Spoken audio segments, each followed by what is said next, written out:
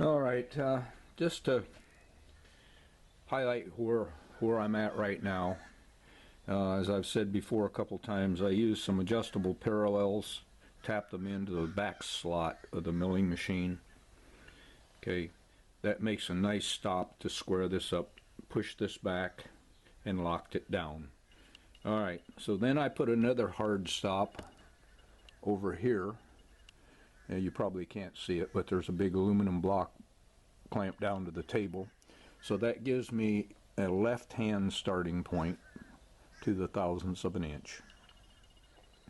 I always set all of my machine dials, and once again, you probably can't see it, but over here I set them to 0 in a clockwise. So even if I'm going the opposite direction, I go past it, bring it back to 0. Now that's the best way I can make this thing repeat. So the first thing I did is I took another set of parallels and put them back behind here between the stops and the rail of these glides. And what I'm trying to do is get them perfectly spaced 8 inches apart, center to center, so they track perfectly as they should, because they can't be too far out of alignment or they'll bind. And by doing this, so I came over to, this thing has got a series of holes in it, like so, and I came over to the leftmost one over here, and I took a center finder, which fits nicely in the hole, and I found the center, and that's where I started. So it's 23 turns, which is 100 thousandths per turn, plus 60 between holes. So then I simply cranked that over and over, drilled and tapped all these holes.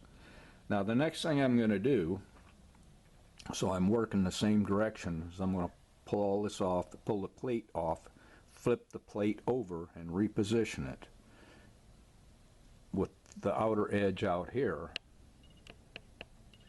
back to the back. And then I'm going to do the process all over, and in theory it should be very, very close.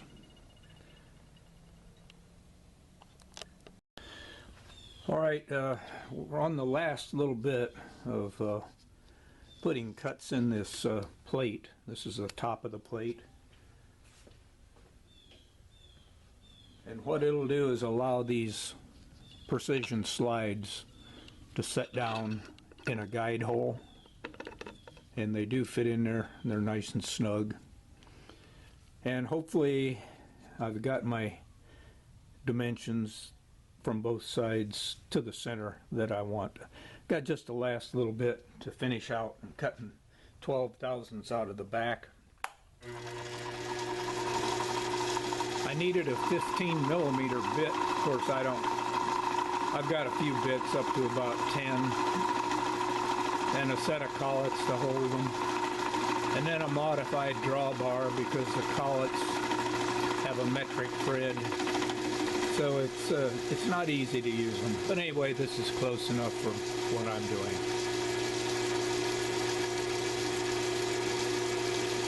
So I'll give you a few updates where we're at. I've had this plate in and out of the mill a couple times already, but I still follow the same procedure. Use the adjustable parallels. This time, to get the throw I need so I could get the milling machine bit back far enough, I just space them off with some heavy-duty high-speed steel bits. I come in here, found out where I had to cut this opening here for the crank on the milling machine vise, on the adjustable angle vise, to get the crank to where it could operate. I come out here, took a drill bit, 1/2 inch, punched a hole here and here, then took it over to the bandsaw, just a wood cutting bandsaw, and cut this out. Then I come back and cleaned it up so it has the same clearances and all the way around. The only thing, well, I say the only thing, there's always something else, but the things I have to do, I have to put 4 holes in here to mount it to the angle plate. And here was my plywood pattern that gives you an idea. So I've got to put these 4 holes in yet, countersink them for an Allen-headed, flat-headed cap screw type affair to go in there. So anyway, we'll get those done, the 4 holes put in and countersunk, and then I think this piece will be done later. Well, I think we're hopefully putting the last hole in this piece of plate. It's been working on for the last day, it seems like. And so we're simply going to punch a 1/4 inch hole in here.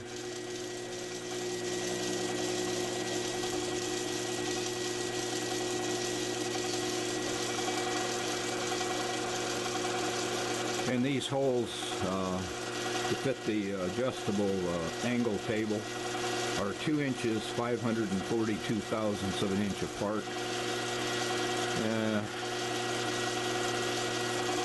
Once again, being a small mill, I have had to reset this plate about 5 or 6 times to get everything squared, cut, notched, drilled, tapped. So it'd be a much easier process if you had a big mill to where you could get it dimensionally straight one time and then call it a day. But that doesn't happen on these small guys. But on the other hand, this machine is pretty handy for the type jobs I do most of the time. So it's a trade-off.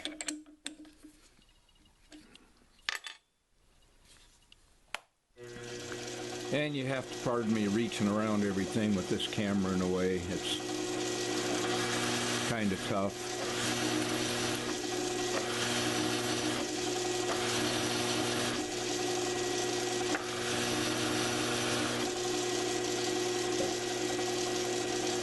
And that's about it for this piece.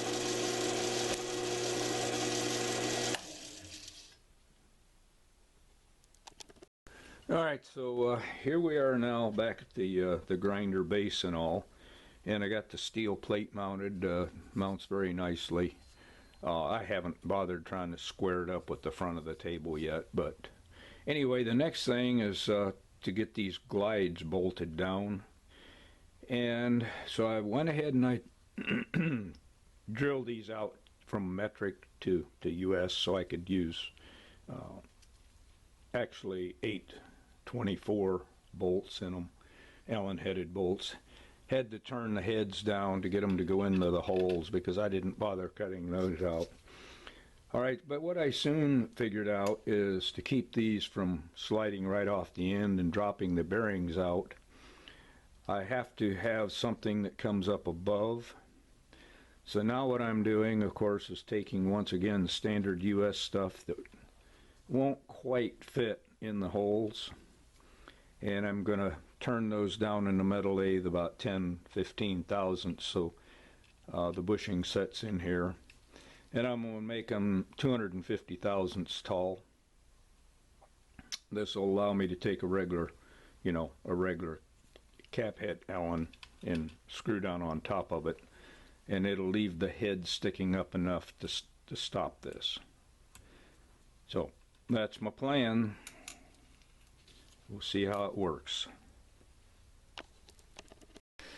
Alright, I have an LED light in this lathe and has a tendency to wash things out, but I need to take about 14 thousandths off these spacers. I'd like to have steel, but these are aluminum, but I don't think they're going to take much stress. So have an Allen-headed bolt run through the center with a jam nut running in a center that has a cone, 60-degree cone receptacle, and I have just the tail end of the bolt in there.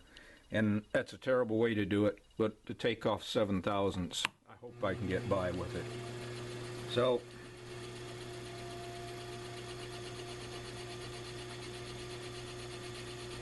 here goes 5.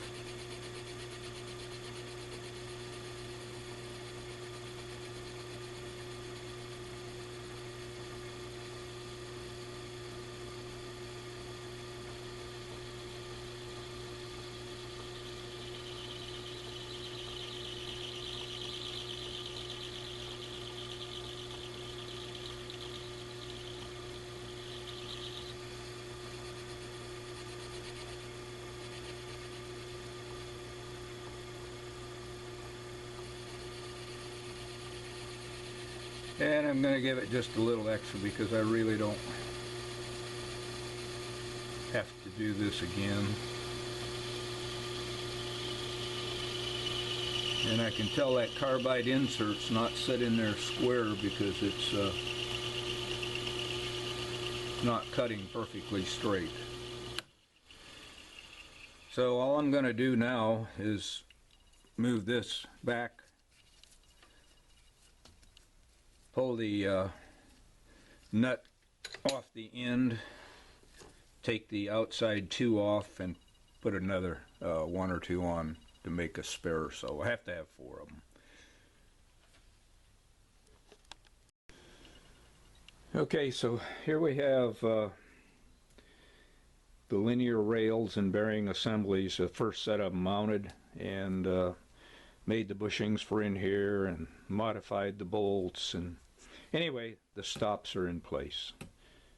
Okay, so that is the first thing that will allow us to get in and out away from different sized grinding wheels, and when we change our table angles, the distance from the wheels change, of course, also, so that will all be done with this. Now the second thing I'm trying to figure out if I want to do is to put a lead screw like so in here to adjust this, and it needs to be permanent. So when I run this up, I want to be able to lock it wherever I want it. Now, so I can do that by locking the rails. I'm not sure quite how that would be accomplished, or I can do it with a lead screw that will adjust it in and out by, you know, thousandths or whatever. So that's another one of the problems, not having a design engineer on staff.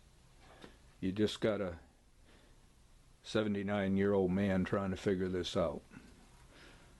Later.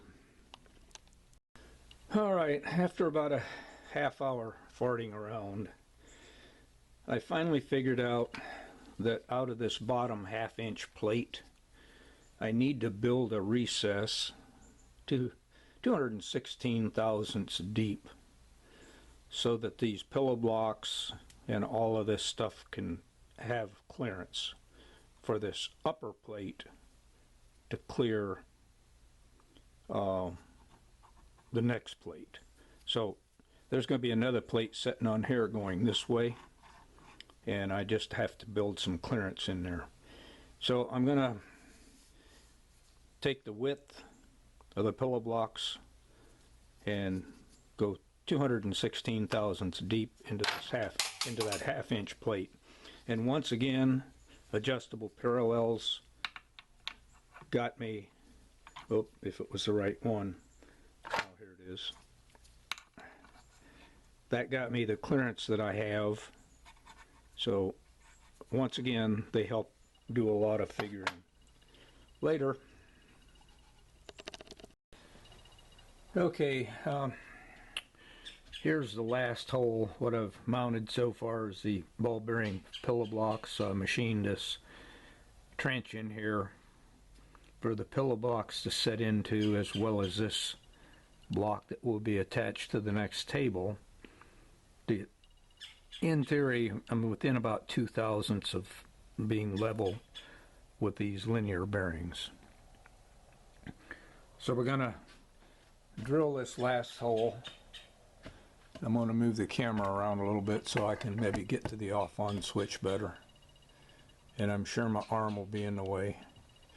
But anyway, here we go.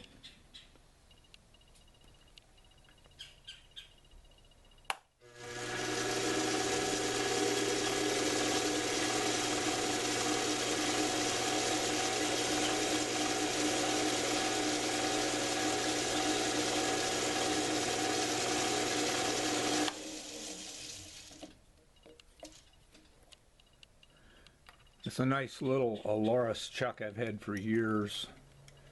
It is starting to develop a problem. If you put too large a bit in it, it self-tightens, over-tightens, and it's kind of a booger to get it loose.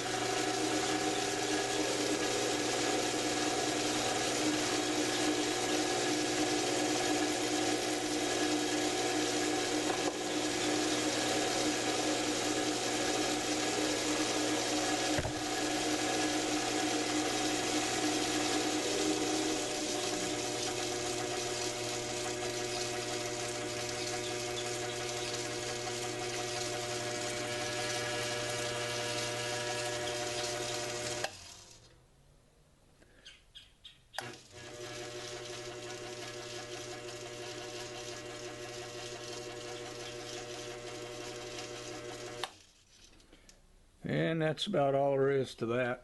Put the last hex head bolt in here, and then we start building the second layer of table.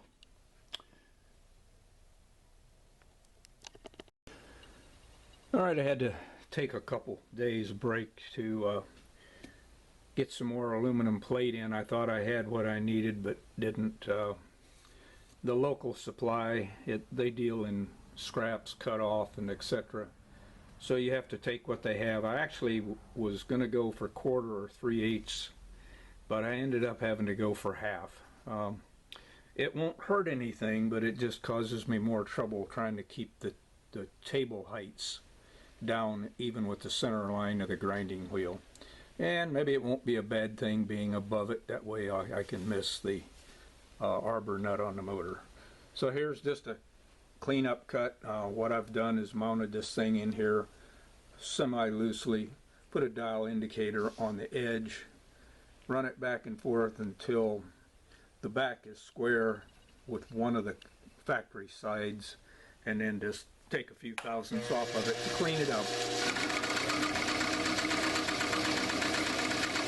Just the same as I did on the last couple pieces. And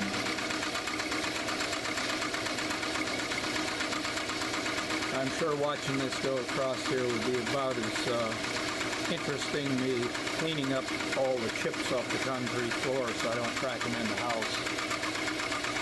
If I get them stuck in the carpet in the house, it's hard to explain.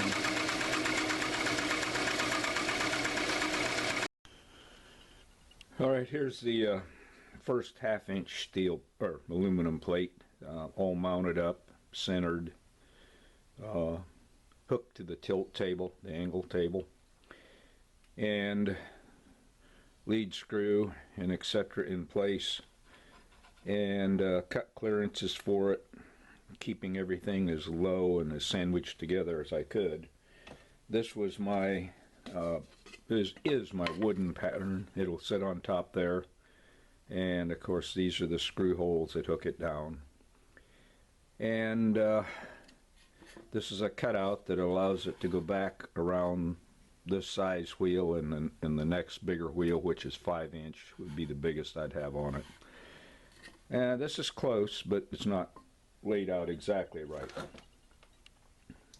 So one of the first things I have to do before I actually start cutting recesses in the other plate for this, I want it to fit down around this to keep my height lower.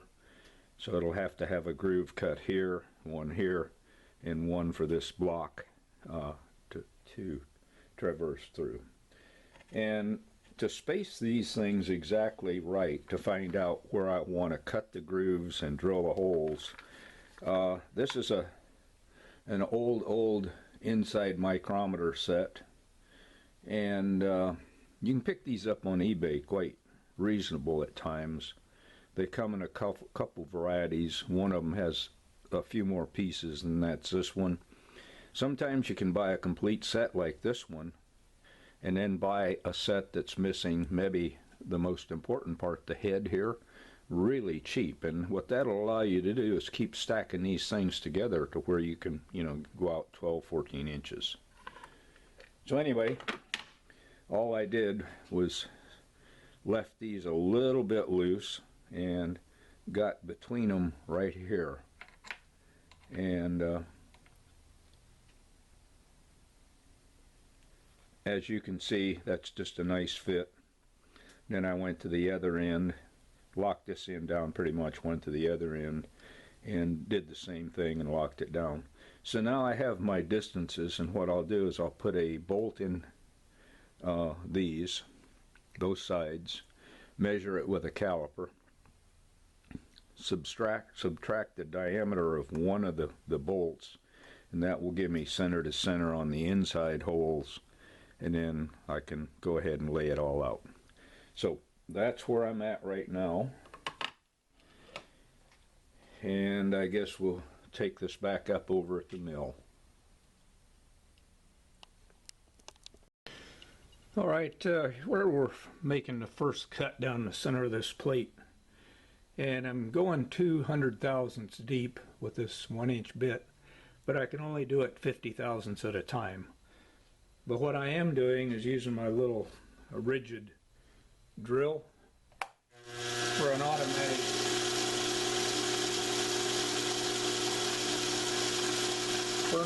feed. It does pretty well.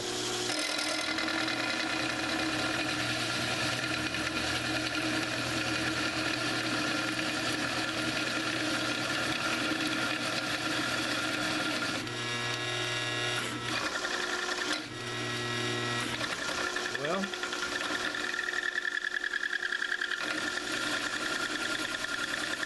as you can see, I got in a bit of a hurry. Let's try it again a little slower.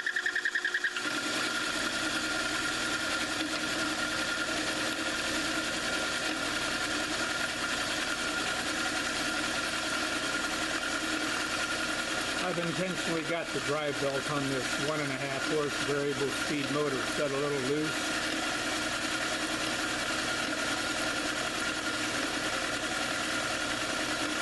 So it stalls out fairly easily.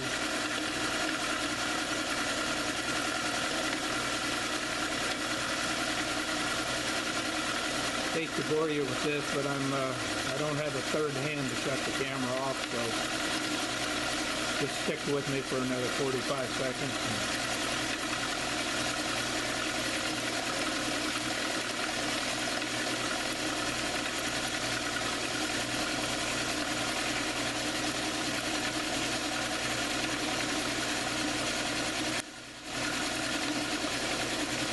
Now I'm actually going to go another 5 thousandths deep.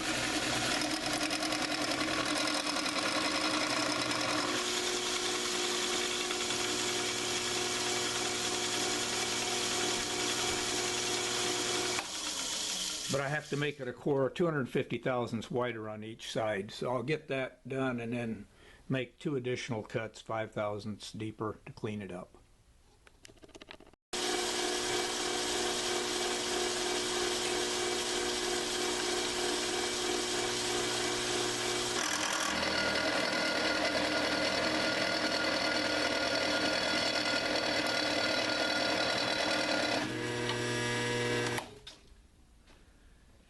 Not to bore you with a bunch of this, but had the tripod set up doing this last cut coming across here, and I just realized that the end of the crank coming out towards the camera was going to knock the camera over.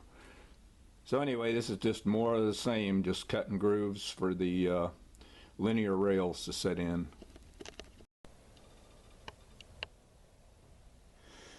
All right, here we go, and I'm pretty much bound to get my arms in the way, but this is 832. This has already been drilled with a number 29 drill, tapping into a deep bottom hole, power tapping. Not my favorite thing to do, but hopefully it goes okay. So there's the speed we're running.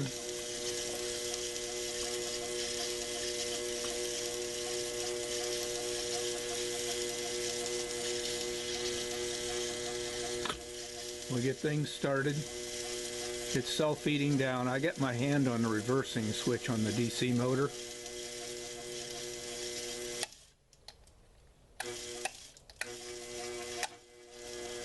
And you saw it hit bottom. Dangerous thing. But the bit's in one piece, so.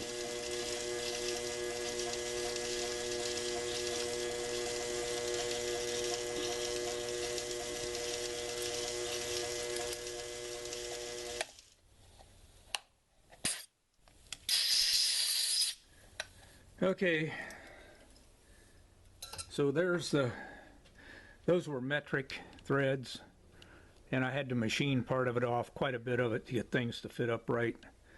And instead of trying to go back metric, I just went 832s, which I've got a lot of cap screws and stuff. All right, I guess here I'm working on one of the last half a dozen features to this one plate. And I got a few thousandths clearance to cut over here. Actually, it's just down at the bottom where the end mill had a rounded edge and I didn't notice it. So I think we're ready to cut that out. Just be about a 3/1000 slice across here.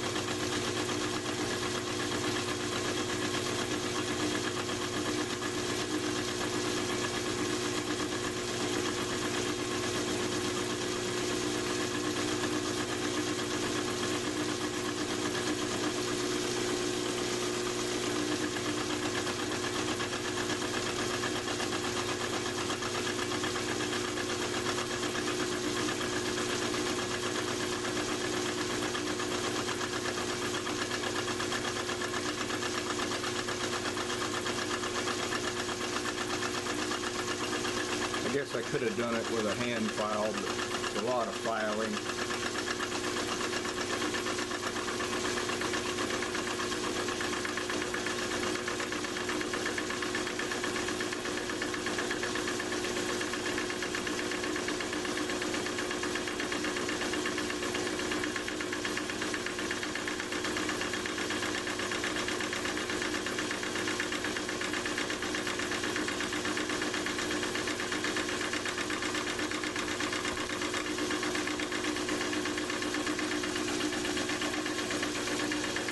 So that should be enough of this to bore you to death.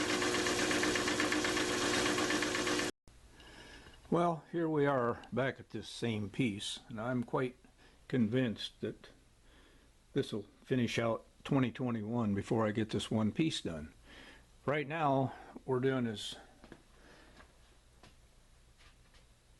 creating another notch back here for the hand wheel that will adjust the lead screw in and out into the grinding wheel.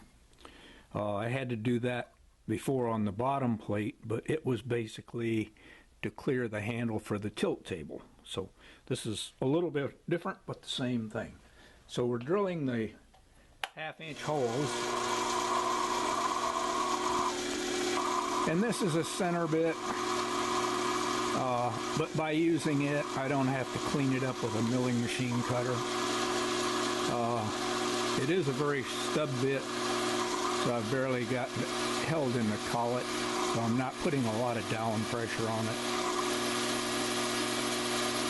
I am kind of pulsing the feed just to cut those swirls off to where they don't come around and hit me. Even though they're aluminum, they will cut you a little. After I get this hole punched in here, then I'll take it out of the fixture holder I have set up. And once again, I'm using the little adjustable parallels in the back T-slot of the table. Okay, and we're through.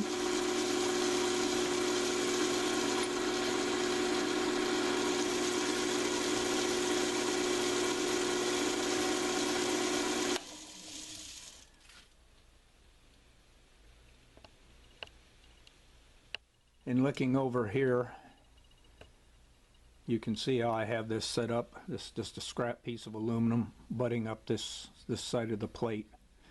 And then back here are the parallels, so the plate can be repositioned. So when I get it cut out roughly on the bandsaw, I'll put it back in, and then I'll cut up this side over and back out to clean up the inside edges. Alright, by using the mounting jigs I already had set up, the plate goes right back in with a thou or so where it was. And now I'm going to go ahead and cut this out. And I'm making a climb cut of about 4/1000 of an inch is all.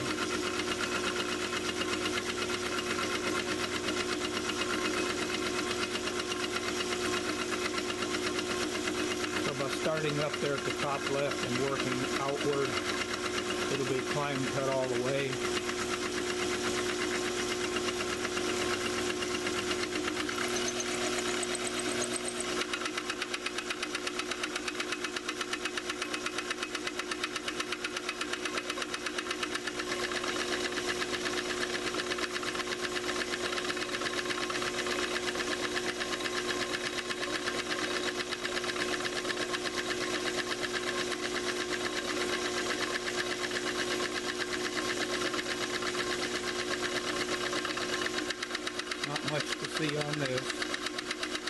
I hate to stop turning the crank, have an interrupted cut.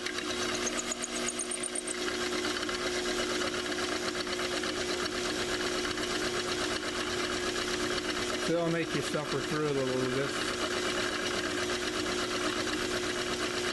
I don't get along with editing, so what you see is what you get, mistakes and all. And by the way, the camera just moved over a little bit. I'm not sure what went on there.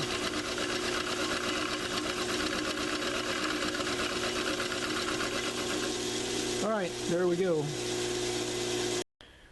Well, my stories of woe.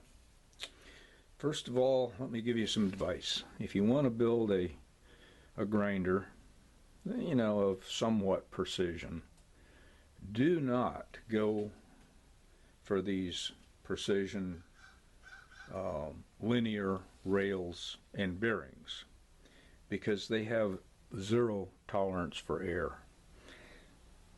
When I started out, I could just hook a plate on here and it did a good job going back and forth. All right, and then as I made more cuts and put different things in, things changed a little. I relieved some of the stress. You have to understand these are aluminum drops you buy at a local scrapyard. If they've been sheared, I guarantee you they're bent, warped, and crooked. If they've been cut maybe with a bandsaw or whatever out of a plate, then maybe they're okay. Well, these linear bearings here, now this precision level is perfectly flat, scraped, and all that good stuff. And these are really ground and polished surfaces here. When I started out, I had about 10 thousandths tighter fit in here than I did out here. So this is a 1.5 thousandths feeler gauge, and it goes in now on both sides. So I changed that from being 10 thousandths too high to being low by putting in these shims. I guess you can see them, these shims of paper right here. All right, which are about 2.5 thousandths thick before they're compressed. So by putting that in, I've went the opposite direction I need to go.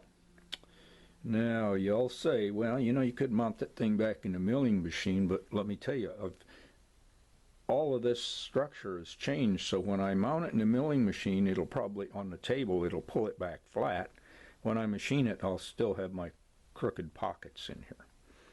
So I think I'm just going to give up on it.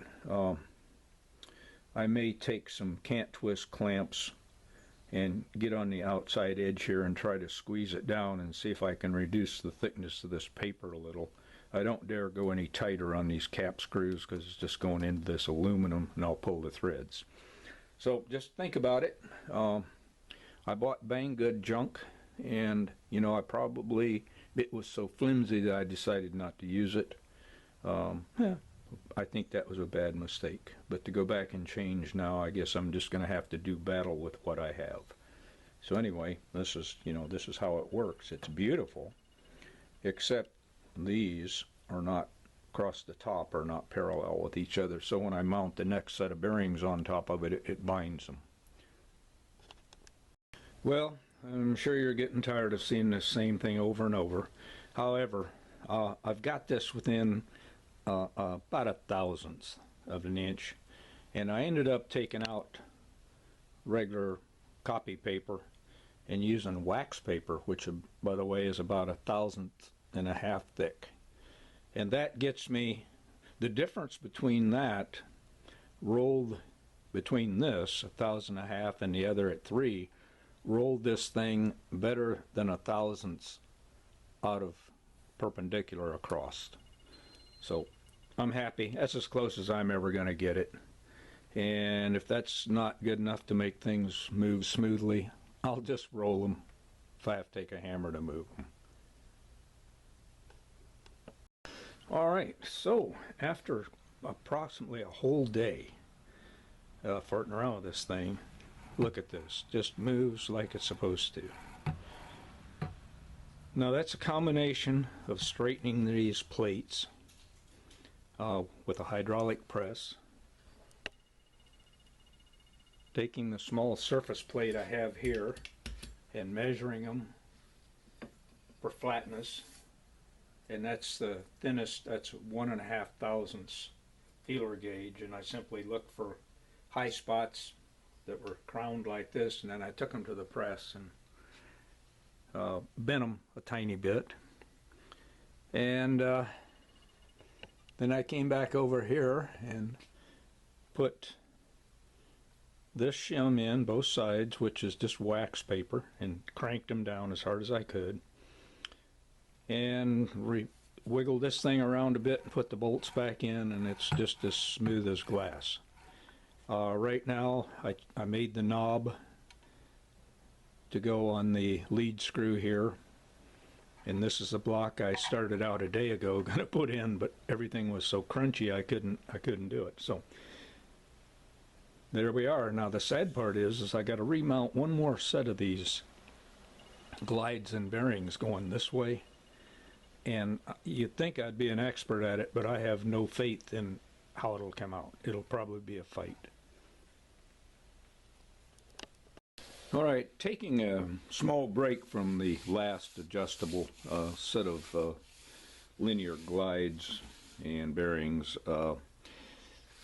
This motor here came from Harbor Freight off a saw grinding unit, which it was sort of okay, but that's about all I can say for it. And it's got some arbor washers here for their blades, and as you can see, it's pretty typical quality stuff. It's balls all over the place. So I'm in the process of turning bushings to go in cup wheels, and of course every cup wheel is different size. The bigger ones, the US ones, are 1 inch and 1 inch and 1/8, and these are all imports, and they're all metric, and they're all different. So I've got this one done so far.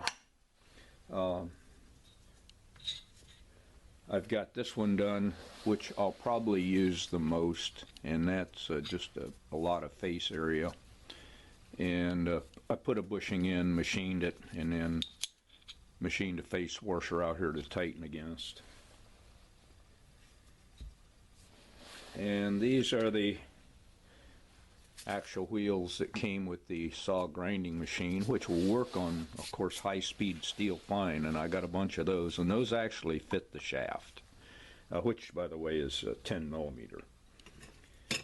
So I'll move you over here to the lathe, and what I'm doing here is I machined, I took a piece of 1.25" bar stock and turned it down, and on the other side I first turned the OD to fit the ID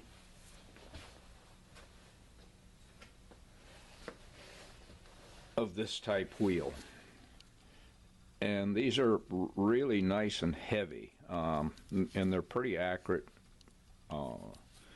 and they're diamond grit, and I have 600 grit and an 80 grit. I think that will do everything I need to do. So the other side of this arbor here was turned for this to slide on this way. The inside was drilled and then reamed to 10 millimeter. Then I flipped it around and tapped it up against this inside shoulder here. And now I'm boring a relief in the back to get this to slide up over part of the motor shaft, not the part that the actual 10 millimeter rests against, but what I'm doing is I'm fighting a battle on this machine of the wheel depths on these things compared to just a flat one. So I want this bushing to recess up over the shaft on a non-spinning part of the unit. So that's what I'm doing right now, is boring that recess. And to do that accurately, I'm not sure you're going to be able to see this gauge, but I set it to stop me at about 155 thousandths deep in here. So, all right, I hope you can see that. This won't be very interesting. So what I did is I put the tool up against the face of the piece and used this little cheap dial indicator and set it to 0, zeroed it out, and now I'm shooting for 155 thousandths or thereabout.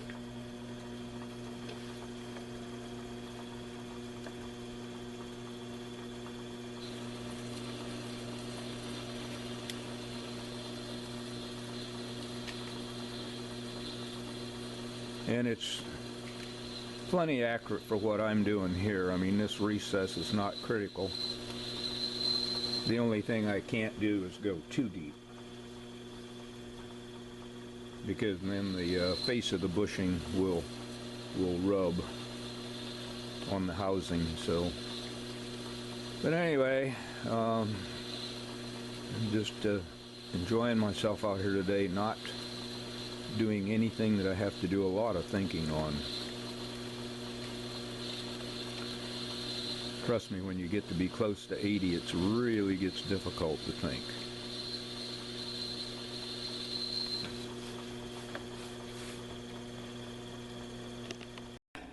All right, it's been a while since I worked on this tool grinding unit, and here in Florida it's 90-some degrees with 90-some% humidity, so out here in this shop is just brutal. But anyway, this is I'm going to show you this kind of backwards, but I'm making the final cut on this piece.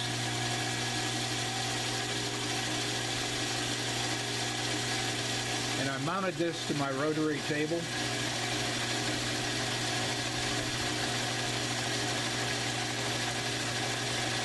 And I'm climb cutting.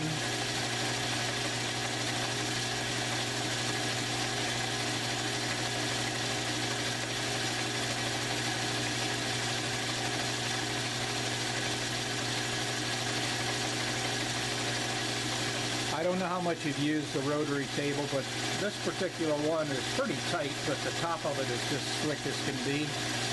And when you clamp something to it and start climb cutting on it, it can very quickly turn into a disaster.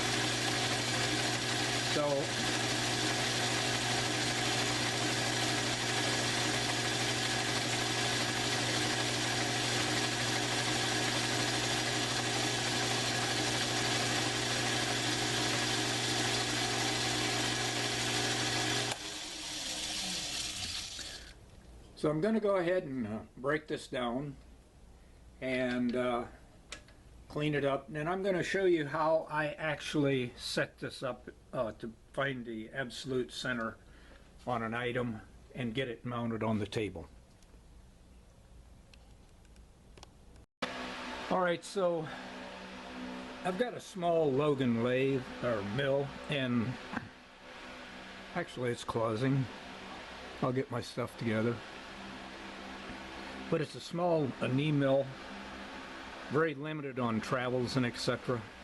So I've got this small 8-inch rotary table mounted on it, and it's always a disaster trying to find the center. I can mount indicators in the quill and all that, and I can get it perfect by doing that. However, for what I do normally, I simply turned a piece of steel, and it's within about 2/10, maybe 3/10 of a thousandth of fitting this hole. So it's just a hair undersize. And before I did the final turning on the OD of it, I went ahead and I bored the center, and I used a Loctite to Loctite a 1/2-inch piece of drill rod in, let it set overnight, and then turned it around and turned this to fit. So the way I find it is actually it's pretty easy, and I drop the quill down and my quill will free fall, and I simply move both compounds in and out, and then all of a sudden it'll just fall into place. Now this is plenty accurate for me, and you might be able to get a little bit closer by taking 5-10 minutes to do this, but to me that's good enough. Okay, so now what I have to do is I take this piece out, and right now what you saw me turning on was this, okay, and it's going to turn into a holder to hold tool bits for the tool bit grinder, and I'm making 2 of them so I can cover between 1/4 and 1/2 inch tool bits as far as the size of them, like 3/8 by 3/8, 1/4 by 1/4, and etc. So I'm going to stop here for a second. Alright, so what I've done is I removed this piece I was telling you about, which is my centering device. A rather nice finish on it, and I put the final finish on with some 600 emery cloth. Changed out the collet, and now I've got a 1/4 inch collet in there, and these are 1/4 inch dowel pins, and I chuck it with the small end, which, if you don't know, it's this end that has the non-precision ground edge on it. I do it with that pointing down, slide it up in the chuck, in the collet, and lock it down. Now don't forget, the table is still perfectly centered. I haven't touched anything. Alright, now I'm not going to go ahead and block everything up, you know, to where I can do the turning on this, but I simply lower the quill, which I'm sure it's not going to go down far enough. So just let me set a couple blocks under this.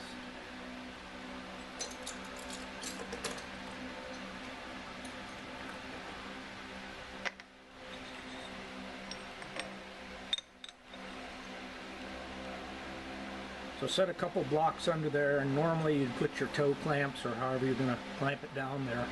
And now you can simply drop this down into this hole. And that's a reamed hole, by the way. That's not drilled, it's reamed. And right now we've centered that on this rotary table. We can go ahead and clamp it down permanently, raise the quill back up, make sure it comes out, drop the quill back down, make sure it goes in the hole. And that's the quick and dirty way of centering something on a rotary table. So this is the piece that I was talking about that we're actually getting ready to make. So now that I'm done with this rotary table, I simply made the second one of these pieces, like you see here. And the first one does 1/4 inch bits and 5/16. The other one's going to do 1/2 and 3/8. So I'll remove this and put in my new hold down block assembly and show you how that works. Have a great day. Alright, we're back, and what we're doing now is getting set up to cut these for the tool bits to slide in. This is a 3/8. We're going to cut a 1/2 inch on one side of this and 5/16 we flip it over. So before I ever cut this piece off of the bar stock material, I made sure and squared one side and one end. So that's these two sides right here. I'm not sure how this light is rather intrusive, but anyway, these sides right here were squared, and right now this piece just swings in here. Nothing's holding it. So what I do is I take this 45/90, slide it up in here, and hold it in and tighten this down to the table.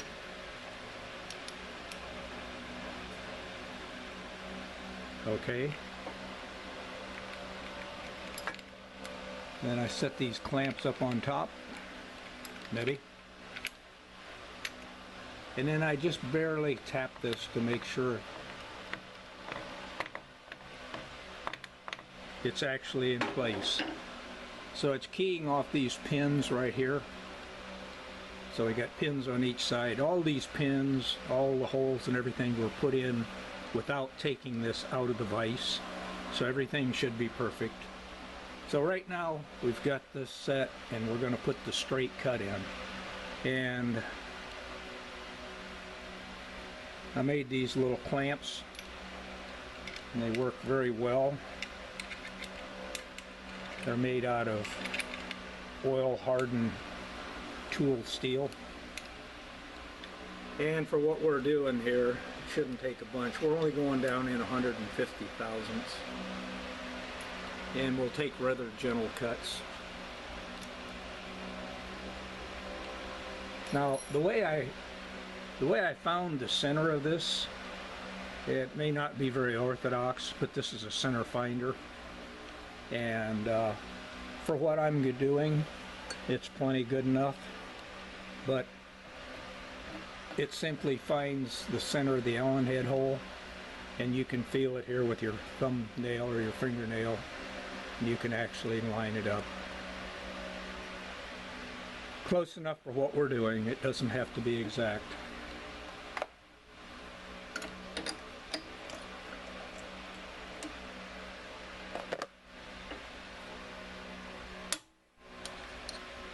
So now we'll take that out. We'll get the bit set up, get our depths cut, and then set up. We'll be back.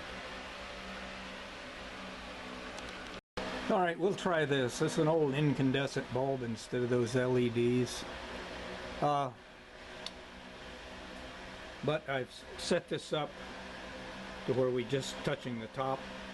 I've set the knee to 0. And now we're going to make our first cuts.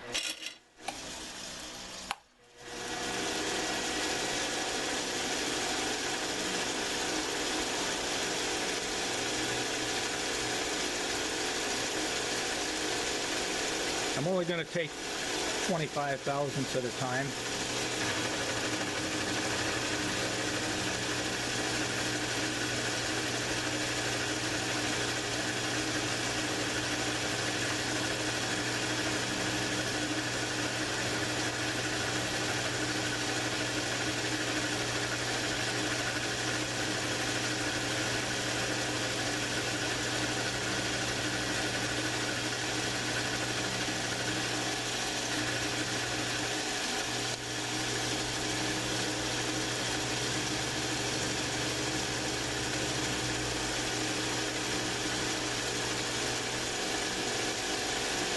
So this makes 50.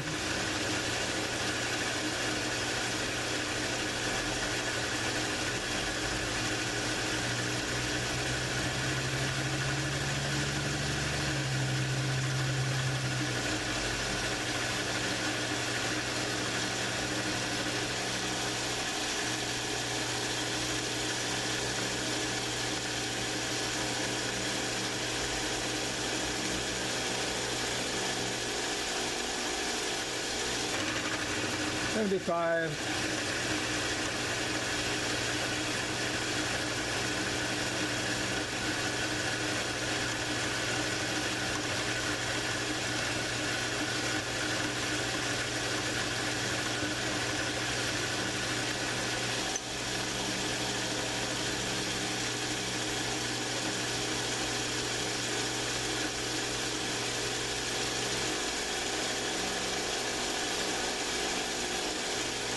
And 100.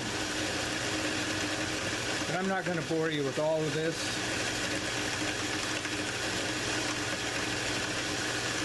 But usually what I have to do, because of all the inconsistencies in the lathe tooling, the bits themselves, is I have to cut it about 2 thousandths oversized on each side.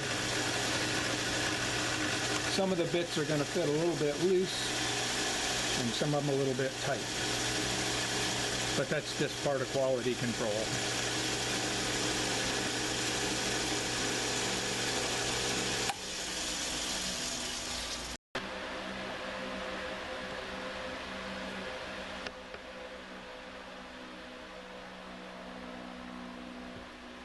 Okay, here's a piece of 1/2 inch, half by half cobalt, and I relieved it 2/1000 on either side, and now we have a nice slide fit, and that's what holds the bit in place while you're grinding it. So we'll get set up, and then all we're going to do is repeat the same process, but instead of using a 90, we're going to swing this over and do it at a 60. So I'll get that set up and show you.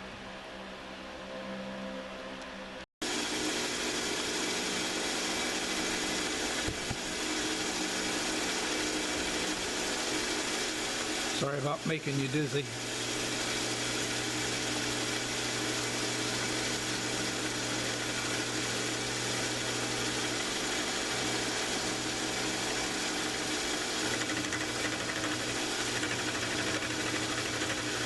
So what we did here is we took a 60-degree piece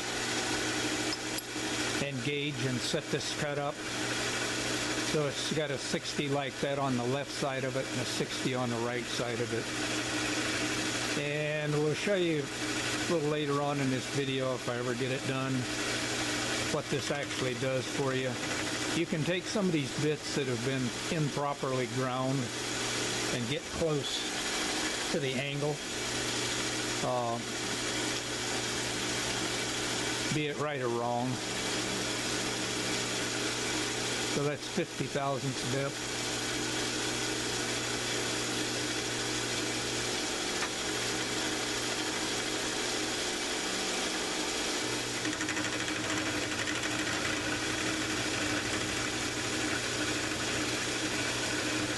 So off camera I did the 60-degree on the other side, and then cut 2/1000ths relief on each side of the actual milling machine cutter. Now I guess if you did this properly, instead of cutting that little bit of relief, you would actually go in with a like a dovetail cutter and cut a tiny relief, because any of these milling machine cutters have a little bit of a radius which won't let the tooling bit to set perfectly in there. But it beats hand grinding them. So having that little bit of maybe 1/1000th of an inch of slop doesn't seem to hurt anything.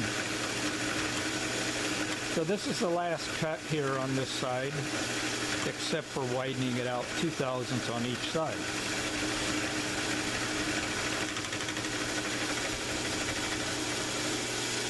And of course, when you take those 2/1000ths of an inch cut, you really don't even know you're doing anything. So now I got to flip this piece over and do the exact same thing on the other side, only 5/16. And we certainly won't bore you with all of that. Alright, so all I've done now is block this tool holder up off the plate here so I don't drill holes in it. And I've drilled some 1/8 inch alignment holes, one back here and one back here. This way when I flip it over, it will be, to do the other side, to put the 5/16 grooves in, it'll be perfectly aligned, or as perfect as I can line it. And what I think I may do is drill here a couple number 7 holes and tap it 1/4-20, so I can use my little hold down, if I can find one that's not bolted down, use my little hold down pieces here to actually hold the bits down while I'm grinding them. So later. Okay, we're going to try to finish up this build of a grinder, a cutter grinder I guess you'd call it. And I started this thing many months ago, and this should be about the last little section of it, and this is showing you how it works. So my lighting here is kind of bad, but this piece here will allow you to grind any angle, meaning like this is a 60 each way, from 90 degree to whatever. Okay, and I built it so that when it's turned all the way to the right, it grinds one side of the 60, and when it's turned to the other way, grinds the other. Now, the downside of that is one side, this side, is grinding with the wheel rotating upward at you. I did put spots in here that you can put a tie down on here, but you don't really need it. So anyway, I'm going to turn, I'm not sure how it's going to show up the best. Neither way very well. But anyway, I'm going to turn the thing in close. Now don't forget, you can push it in out with your finger.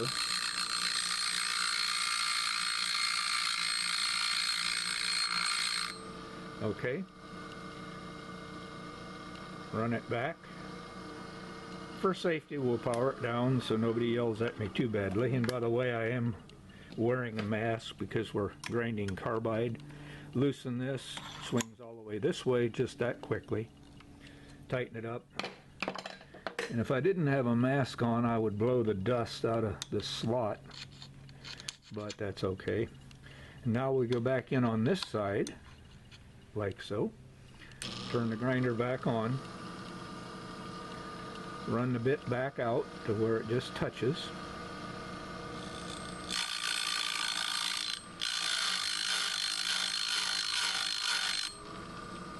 Okay. Now I've got a wire edge down here on the high-speed steel. Not sure you can see it. But anyway, it's a very nice grind, extremely sharp. And what I'll do by hand is radius the actual cutting edge so it doesn't chip quite so easily. And I'm not sure which will show up best, but it does an extremely nice job of grinding. Anyway, that's about it, and I'll back off and give you one picture here of the finished product. So that's a look at the finished product. And don't forget, it's got a import cast iron table over here that's can go anywhere from 0 to 45 degrees, I think, either way. It's set at about 10 degrees, and that's what I had the relief on this whole thing set at. This knob moves the table in and out. Couple things depending on your bit length. And the other thing is you need to get it back if you're using cup wheels to actually change the wheel and get them off the arbor. The other thing is this piece moves back and forth. So if you're doing 90-degree stuff, you can just move this back and forth. You can do the same when you're even using, you know, like the 60 like you saw me doing. And you saw me change the direction of this here. So with all of this, you can, you know, you can change all the angles this way and this way, and I haven't found anything that I cannot grind on it. It's all made out of aluminum. Even the well, the base down here is 3/8 steel plate, clear down below. That's it. Drop me a comment, and if you have any questions, I'll try to answer them. All right, just a little bit more to the end of this video. Some of this I probably didn't explain just right, but anyway, here's quite a few of the different grinding wheels, and I was telling you about they all have different arbor holes, different diameters. Some are face wheels, some are cup wheels, flat wheels like this one. That took a big adapter, and on and on and on. Now, one other thing that I didn't probably explain very well is I'm going to move you up here a little closer. I'm going to stop this for a minute. What I actually found to be one of the hardest things to do on this grinder was come up with a bit holder. I mean, you can always do it freehand and do a fairly good job. But to do it what I would call semi-precision, I needed some type of a unit to put on top of this upper carrier.